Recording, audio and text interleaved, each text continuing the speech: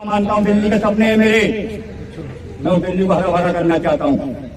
आज चंद चुके बिहार की आपके दरवाजे में खड़े होंगे, कल यही दरबार सोना दिखाई देगा, कोई मांगने वाला नहीं होगा। लेकिन आज तुम्हारा भाई टिकट मांग रहा है, तू मांग रहा है, इसका रीजन मुझे नेता नहीं बनना है। मैं एक छोटा सा मामूली सा कार्यकर्ता हूँ, टिकट मांग रहा हूँ भाजपा से, नई दिल्ली सीट, और मैं जीत के दिखाऊंगा। कोई है जो मेरी बात सुन रहा है? मैं रेडी पटरी वाला हूँ, नई दिल्ली विधानसभा से सीट मांग रहा हूँ। कोई है? कौन चाहिए आपको? मैं नई दिल्ली विधानसभा से टिकट मांग रहा हूँ बीजेपी से, और मैं सीट जीत के दिखाऊंगा। कोई है मेरा भाई? अरे वो छोड़िए ना, आप हो गई है, कैसे हो गई है? मेरे से कार्यकर्ता से बात कीजिए ना। बहुत अच्छा। नमस्कार, स्वागत है आपका स्टार मैक्स टीवी न्यूज में। मैं आपका दोस्त संजय मित्वा। इस समय हम पंडित पंत मार्ग पर हैं और आप हमारे पीछे दिख रहे हैं भाजपा कार्यालय। और आज सुबह सुबह भाजपा कार्यालय में जो हमने हलचल देखी है दिल्ली सरकार के विरुद्ध, केजरीवाल के विरुद्ध, उनकी नीतियों के विरुद्ध, जो भाजपा में हमने रोष देखा, आक्रोश देखा है और एक संकल्प देखा है, और हमने पढ़ा है दीवारों पे, बदल देंगे दिल्ली इस बार। तो ये सब चाह रहे हैं। यहाँ पर हमारे सामने महिला भी हैं और हमारे परिचित है अनु मनोचा, पटेल नगर विधानसभा से। जी कैसी बहन जी आप? जी हम बस वैसे तो ठीक है, बस केजरीवाल चले जाए तो और ठीक हो जाएंगे। अरे इतना लगता है नाराजगी ज्यादा ही है। बस ये मेरी नहीं है, दिल्ली की जन जन की आवाज है। और यहाँ पे बहुत से ऐसे उम्मीदवार भाजपा कार्यकर्ता हैं जो कहते कि हमें भी टिकट दिया जाए, वो भी दावेदारी कर रहे हैं। जी हम तो सेवा के लिए आए, टिकट के लिए नहीं आए। हम चाहते हैं जनता के काम होने चाहिए, वो चाहे कोई भी करे, लेकिन जनता का काम होना चाहिए बस। और देखिए सबसे बड़ी अजीब बात, यहाँ पर आए तो एक नई दिल्ली विधानसभा एक रेडी पटरी वाला व्यक्ति है, वो टिकट मांग के खड़ा, पीछे देख सकते हैं माइक लेके अपनी आवाज बुलंद कर रहे हैं कि हमारी भी सुनी जाए जी और हमें भी टिकट दी जाए। जी बिल्कुल, जो भी पार्टी में धरातल से जुड़ा हुआ है, जो जिसकी वजह से पार्टी आज यहाँ खड़ी हुई है, उसकी बात जरूर सुननी चाहिए। और ये हम भी अपील करते हैं उच्च पदाधिकारियों से कि भी जन जन की आवाज ऊपर तक जानी चाहिए, माइक के बिना जानी चाहिए। उनको माइक से बोलना पड़ रहा है, पर उनके काम से उनको नाम मिलना चाहिए, ना कि माइक से। हम चाहते हैं एक बार उनसे आप रूबरू हो जाएं। जी बिल्कुल, आइए हमारे साथ आइए। तो चलिए, ये भाजपा कार्यकर्ता हैं और मोदी जी बोलते हैं, सब बोलते हैं भाजपा एक परिवार है। तो भाई यहाँ पर अपनी आवाज बुलंद कर रहे थे, बहन उनसे वार्ता करने आई है, तो आप माइक ले सकते हैं, आप जो देख रहे हैं मुझसे कुछ भी पूछ सकते हैं। बिछाई है इसी कार्यालय में, और आज मैं वादा कर रहा हूँ आपको नई दिल्ली सीट जीत के दूंगा। बहन जी नमस्कार, संतोष कुमार, नई दिल्ली विधानसभा सीट, मैं टिकट मांग रहा हूँ आपसे, मुझे मौका दे और मैं नई दिल्ली सीट जीत के दिखाऊंगा आपको। आपको 20 लाख कार्यकर्ता पैसे बिठाए मिलेंगे रेडी पटरी वाले, वो जो झुग्गियों में हम भ्रमण कर रहे हैं, हम उससे बच जाएंगे हम। और पूरे देश के 48 करोड़ कार्यकर्ता जुड़ेंगे आपसे। एक बार मौका दें मुझे आप।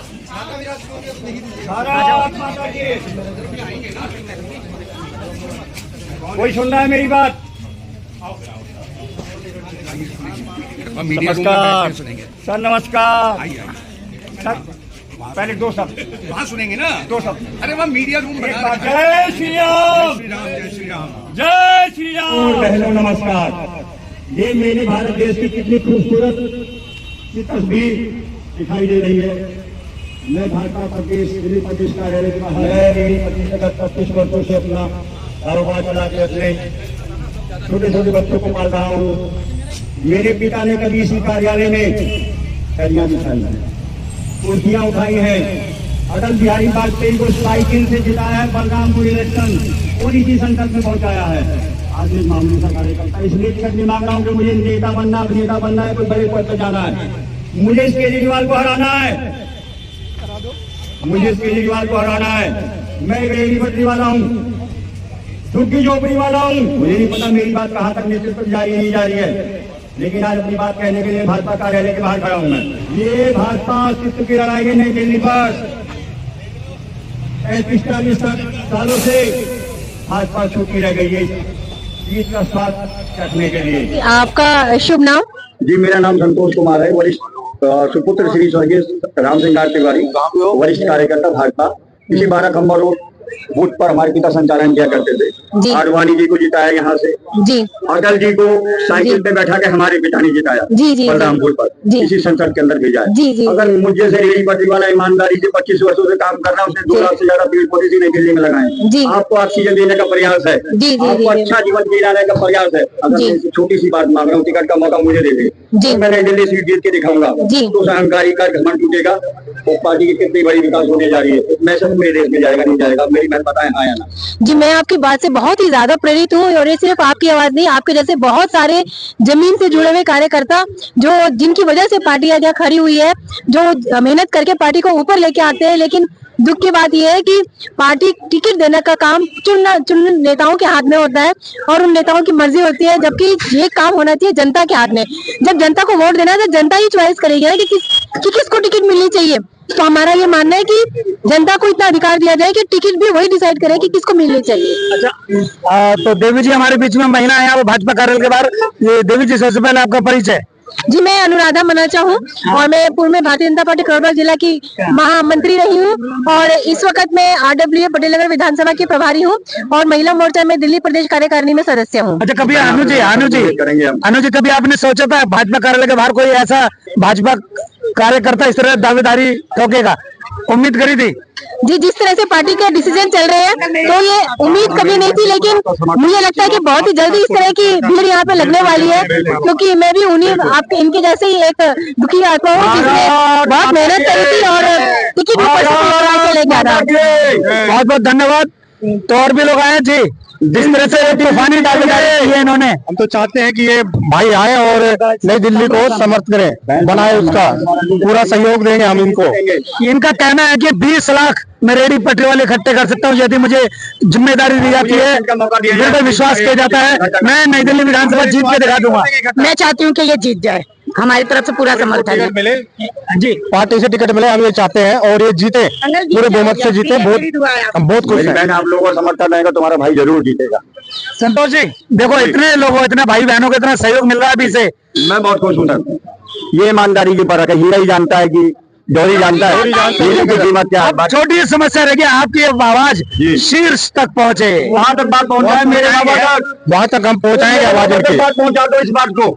हम इनकी आवाज ऊपर तक पहुँचाएंगे और हम चाहेंगे कि ये आने वाले हमारे MLA बने रेडी पटरी वालों को। रेडी पटरी वाले, रेडी रेडी पटरी वालों को मौका मिले, उनका भी नेता बने, कोई विधायक बने, मिलना चाहिए उनको, जरूर मौका मिलना चाहिए। धन्यवाद, नमस्कार।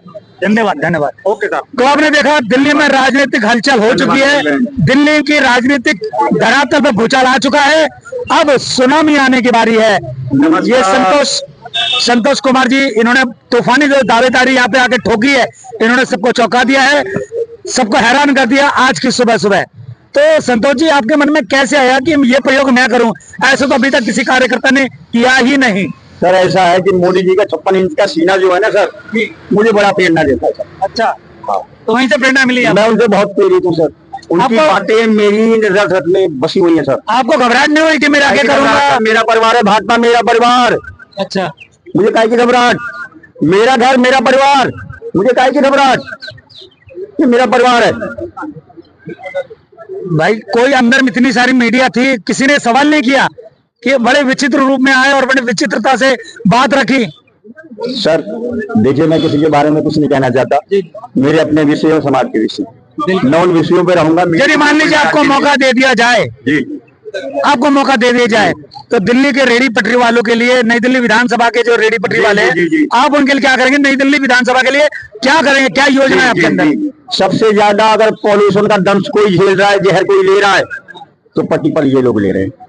ये मासूम लोग ले रहे हैं, जो शोरूम में 100 रुपए वाली चीज 10 रुपए में बेच करके मुस्कुरा के कहते हैं भैया और कुछ लोगे। ये पटरी वाले मेरे भाई, वही सबसे ज्यादा पॉल्यूशन का दंश झेल रहे हैं। और सर मैं आपको वादा देके कह रहा हूँ, आज हम लंदन से तुलना कर रहे हैं, लंदन हमसे तुलना करेगा। एक बार मौका दे दो मेरे भैया, मुझे मैं हाथ जोड़ के निवेदन कर रहा हूँ आपसे, एक बार मौका दे दो मुझे। चलिए, ये है संतोष कुमार, भाजपा कार्यकर्ता, और यह आज के कार्यकर्ता ने, इनके पिताजी, हमने सुना कि अटल जी का सहयोग किया, उनकी सेवा करी, यहाँ दरियां बिछाई हैं, वही उनके पुत्र हैं संतोष कुमार जी, जो आज आए हैं। और उन्होंने आज जो तूफानी दावेदारी की है कि मुझे नई दिल्ली विधानसभा की सीट दी जाए, मैं चुनाव विजयी करके दिखा सकता हूं। मैं केजरीवाल को टक्कर दे सकता हूं, हरा सकता हूं, भगा सकता हूं। सर इनकी टीम में, केजरीवाल की टीम में कौन नहीं जानता मुझे। मैं जमीन से जुड़ा कार्यकर्ता हूँ सर। गोपाल मोहन हो या कितने ही इनके कार्यकर्ता हूँ, सब जानते हैं सर। अगर पार्टी लेती तो मुझे, मैं नाम नहीं लेना चाहता हूँ। चलिए प्रयास करते रहिए, देखिए भाग्य में क्या लिखा है। जी नमस्कार। चलिए धन्यवाद। तो आपने देखा, सुना, समझा। सबका साथ सबका विकास। तो आपने देखा, सुना, समझा। यहाँ पे राजधानी दिल्ली में राजनीतिक गतिविधि हलचल शुरू हो चुकी है और दिल्ली सरकार से किस तरह लोग परेशान हैं, किस तरह पीड़ा में जी रहे हैं, प्रदूषण यहाँ पर कितने लेवल तक पहुंच चुका है, लोग सांस नहीं ले पा रहे हैं और ऊपर से अपराधी उनके जोश बुलंद हो रहे हैं, माता बहनों का निकलना दूभर हो रखा है।